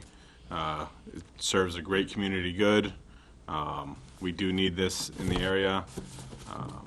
And I don't really see any major change to the site plan, and I vote yes as well. And Chairman Patel? I still, I do agree with everything that's said before me. It's a pre-existing building. It's probably getting spruced up, getting put into better use. Over my 40 years in the town, there have been many, many changes to the place. You know, it was a gym one time, it was something else, and, you know, we need decent restaurants, and it does not change much of the characteristics of the neighborhood, so I will vote yes. So with 5 votes, your application's been approved. Thank you. And good night, Mr. Henry. Thank you very much. Appreciate your time. Can I, we'll take about 10 minutes break. 10 minutes break. I know. I can do this. I think it says in the future, you can do it. It says it's going to be short now. And Manny, you're not gonna go with that.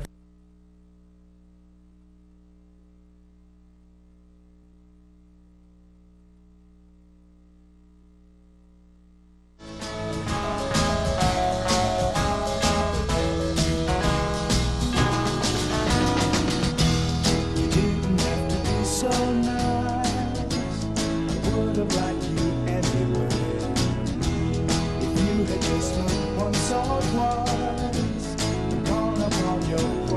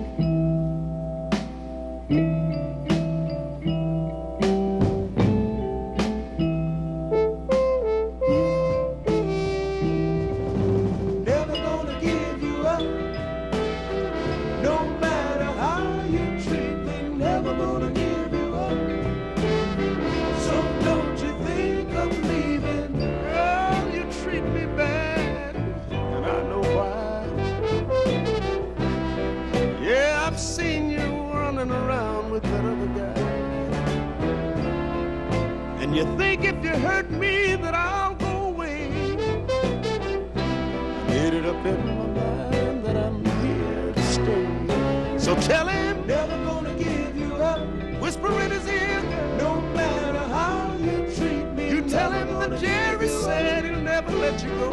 So don't you think of me? Hey, don't you understand what you're doing to the man?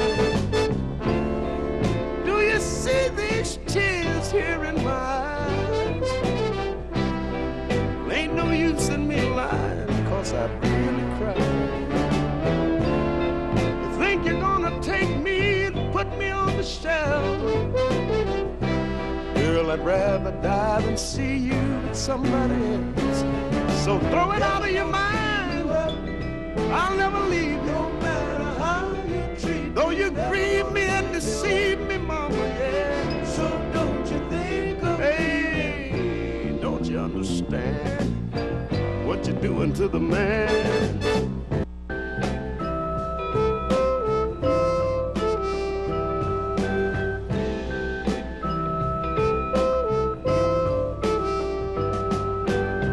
My friends all say that I'm your fool, and you're using me like a carpenter uses a tool. And I know their intentions are all very good. Some of them would help me if they could, but I'll never, never, never, never, never let you go, baby. No matter what you say, no, no. So don't you think of me? Hey, don't you understand that you're killing this man? Never gonna give you up. No matter how. No matter what you do to me, baby, now. So don't you think one of these days I'll be standing around your door. No matter how. Even though you say that you don't love me no more. So don't you think of me? I'll be calling out your name.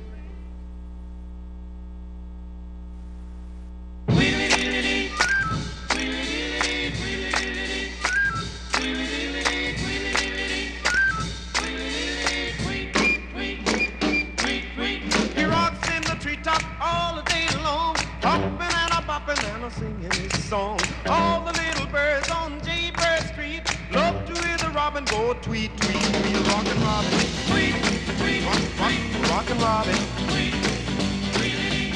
Slow rockin' Robin, 'cause we really gonna rock tonight. Every little swallow, every chickadee, every little bird in the tall oak tree. The wise or loud, the big black crow, flap of their wings, sing and go, bird, go. Rockin' Robin, tweet, tweet, rockin' Robin, tweet, tweet. Slow rockin' Robin, 'cause we're really gonna rock tonight. Slow.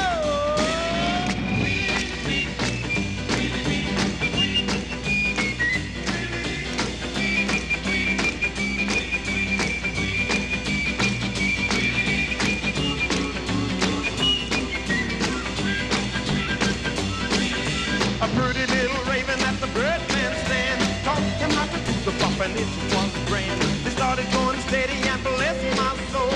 He out-bopped the buzzard and the oriole. He rocks in the treetop all the day long, hopping and a popping and a singing his song. All the little birds on Jaybird Street love to hear the robin go tweet, tweet, tweet. Rockin' Robin, tweet, tweet, rockin' Robin, tweet, tweet. Slow rockin' Robin, 'cause we're really gonna rock tonight. Well, the pretty little raven at the birdman stand taught him how to do the bop, and it was grand. They started going steady and bless my soul. He out-bopped the buzzard and the oriole. He rocks in the treetop all the day long, hopping and a bopping and a singing his song.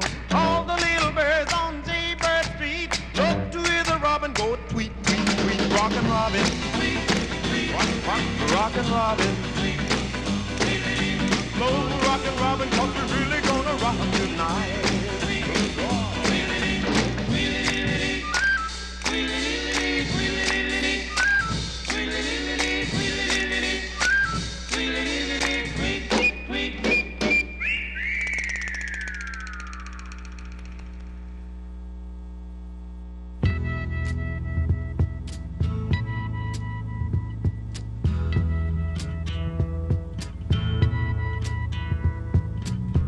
There's something happening here. What it is ain't exactly clear. There's a man with a gun over there, telling me I got to beware. I think it's time we stop. Children, what's that sound? Everybody look what's going down.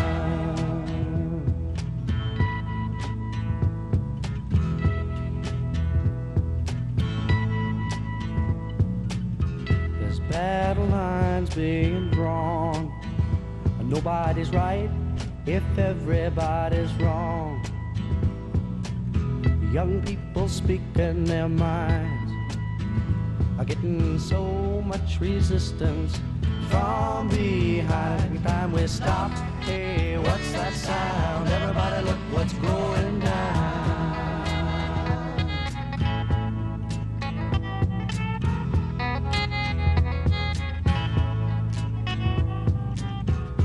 What a field day for the heat. 1,000 people in the street, singing songs and carrying signs. Mostly say hooray for our side. It's time we stop. Hey, what's that sound? Everybody look what's going down.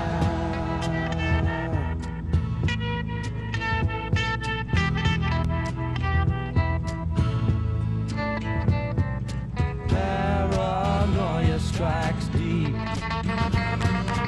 into your life, it will creep. It starts when you're always afraid. Step out of line, the man come and take you away. We better stop.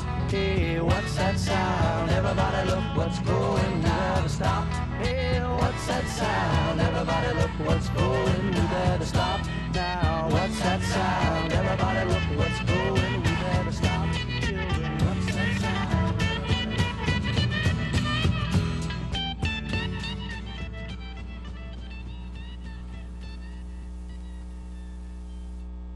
Is an application file 23040 BTSBD Solutions at Block 86, Lot 43.01 and 46.07 at Wynyard Lane. What? We heard that application.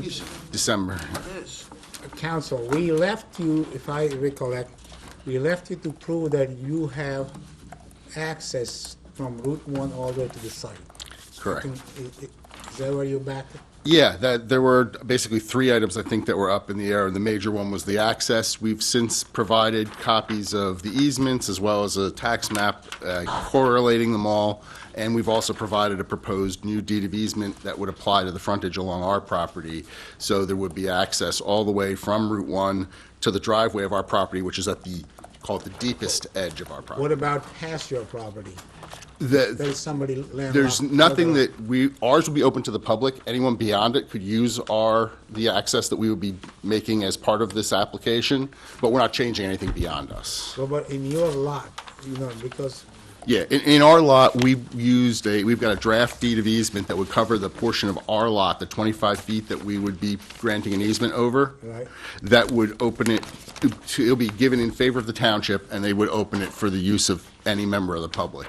So let me ask- Mr. Chair, if I may, the applicant has submitted deeds to us that shows that they have clear access from Route 1 all the way to their property.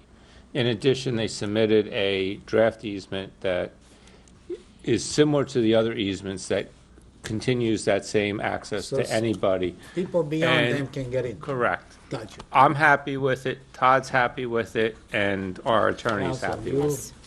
Are they legally fine? They are fine. Okay, go ahead. Okay.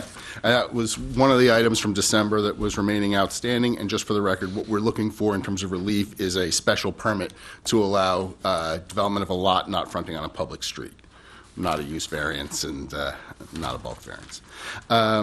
The other items that were up in the air we did have an email from the fire marshal about emergency access being sufficient. Since that time, the reviews have actually been updated, and it's been added into the review that he has no objections. And similarly, the police have no objections. They only ask that the property be referred to as being Deans Pond Lane West for simplicity's sake and making first responders understand where the location is as opposed to the Vineyard Lane, which we have no objection to. But do you have reached out to the post office?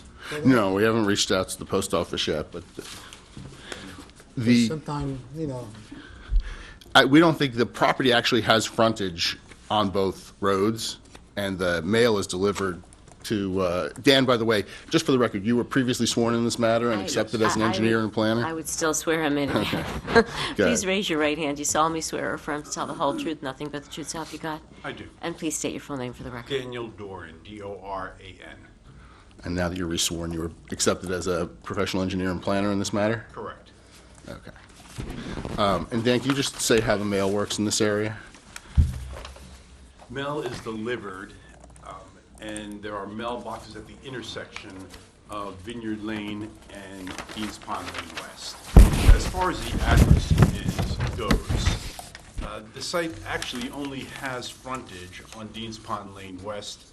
It was assigned through the tax assessment a Vineyard Lane address, and we'll be able to get a Deans Pond Lane West address assigned by the tax assessment office. That's not a problem. Okay. And the third item was really in terms that's changed since we were last here was, as your board engineer mentioned, we have looked at the dedication of the frontage along the lot, but we're now going to actually propose some improvements within that dedicated area in order to allow the Public Works to be able to plow and maintain across the full frontage of our property. And Dan can take us into some more details about exactly what's being changed if there are no other questions at this point. I have one exhibit, and it's a special permit plan that was submitted with the application. Just to orient yourself, we have Vineyard Lane at the top of the page, Deans Pond Lane on the left side, north is going up the page. This area here is the entire site. You see the dwelling down in this area here that is proposed to be constructed, and the proposed driveway. And when I spoke to Mr. Rakes, who is the head of the Public Works Department, about his ability to traverse on Deans Pond Lane in front of our site, he did notice that there was one concern that he had right in this area here, where the former owner of lot 46.11 had installed brick pavers on his driveway to the stone road we know as Deans Pond Lane. So he always felt that there was, he didn't like going in that area. He didn't want to ever damage those block pavers. So in doing that, and in conversations with him, the applicant has agreed to widen Deans Pond Lane West approximately 8 feet, his entire length of his property. That way, those brick pavers become out of the question, and the Public Works Department will have no problem at all in traversing that whole frontage of our property. The applicant has also allowed or stated that the trucks, when they do come down the road, they'll be able to turn around in the driveway and then be able to get back up Deans Pond Lane West. So Mr. Rakes was real happy with both of those improvements and being able to maintain that entire road. Okay. And let's see, I think some of this was covered last time, Dan, but in terms of the issuance of the special permit, do you see any substantial detriment of any kind that would result from the issuance of the permit? No, not at all. The site's located in the R2 zone. The applicant's proposing a permitted use of residential dwelling that is requesting no variances in regards to the bulk requirements of that zone. The fact that the applicant is proposing to widen and improve Deans Pond Lane the entire length of his property is also a big plus. So, no, I think the applicant has shown that the site can be accessed by emergency vehicles and be able to service the people with their health and safety of the occupants of the dwelling. So I would ask that the applicant be granted that special permit in order to construct this house. Okay. And do I feel that there's any detriment, significant detriment to the zone plan or zone ordinance? No, as a result of it being a permitted use and the fact that we are improving the road. And just in terms of any hardship, to develop this lot without the permit would require us having a public road dedicated from here all the way out to Route 1, and all that property acquired for the township, correct? I never thought of that, but yes, that's exactly what would have to happen. So that would be a significant hardship to impose that on a homeowner to make a permitted use of their lot? Yes. Okay. Those are my questions for the witness at this point.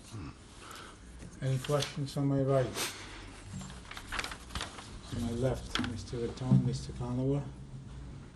The only question I have, Mr. Chair, is are you able to comply with everything in our Yes. memos? Okay. I'm good, Mr. Chair. If no question, can I get a motion to open to the public? So moved. Moved by Mr. Raton, seconded by Mr. Lepore. All in favor? Aye. Anybody within 200 feet of this property has any questions or beyond 200 feet? Seeing none, closing the public portion. Now, what's the board's pleasure on this special permit? Mr. Chair, motion to approve file number 23-040. Applicant is BTSBD Solutions, Block 86, lots 43.01 and 46.07. Address is 4 to 6 Vineyard Lane, which will now be Gaines Pond Lane West. Applications for a special access permit to construct a single-family residence that does not front on an improved street on a 5.5 acre site in an R2 zone. The applicant will comply with the correct, accurate engineering's memo, and will also have the mailing address as Dean's Pond Lane West. I think that's it, right? Can I get a second? I'll second that. Seconded by Mr. Rafai. Roll call, please. Mr. Raton? I vote yes. I have no Mr. Cott? issues. I'm sorry. Finish, I'm sorry. I said I had no issues with this application. I vote. Mr. Conover? I vote yes also. Mr. Lepore? Yeah, the applicant seems to have mitigated all the negative aspects, so I vote yes. Mr. Rafai? Mr. Doran addressed any issues I might have, and I vote yes as well. And Chairman Patel? This is the only area in the town. People are landlocked without improved streets. And you can't, plus it's pre-existing. They're happy, they comply with all the professionals' memo, and I should have no concerns, so I'm voting yes. Thank you all for your time, and have a good evening. The application's been approved. Mr. Chair, there's actually another one in town. Yeah. There's Pinter Lane. Off Beekman. Yeah? Yeah, that's right, Pinter Lane. And then there's Old Road. You do the executive session? Before we go, can I get a Motion to motion open. to, well, can we close these and go on executive? Yeah, you have to just say that you're going have to an to go- we executive have to session. You do have to the vote for the resolution. You have to approve the resolution for There's a executive.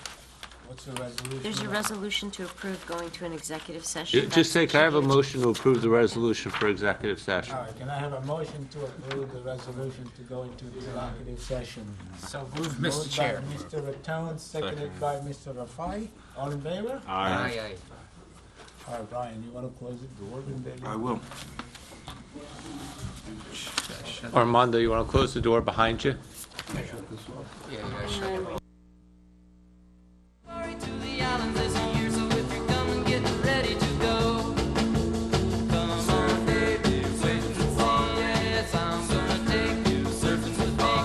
Come on, baby, wait and see, yeah, I'm gonna take you surfing with me. Let's go surfing now, everybody